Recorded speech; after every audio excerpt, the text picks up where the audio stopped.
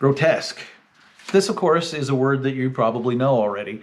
There are a few different applications, but for fine art, what we're really talking about is either the phrasing that you're probably familiar with, the things that are repulsive physically or some other conceptual kind of repulsion.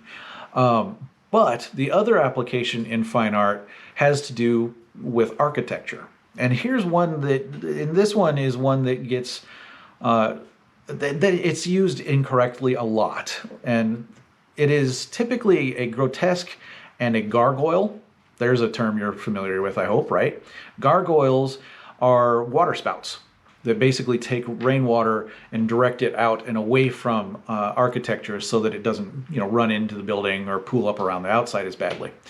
But a grotesque is a sculpture that doesn't direct water. It just is a sculpture on the outside of a building like that, like you unfortunately very commonly consider gargoyles, the creepy little monsters and things like that.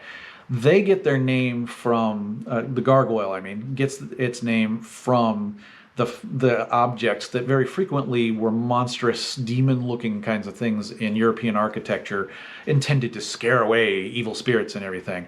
But they get their name actually from their physical action, what they physically do. And unfortunately, that's held on longer than the knowledge of what they did. So a lot of people consider or incorrectly call grotesques the non-water spouting kinds of things on architecture.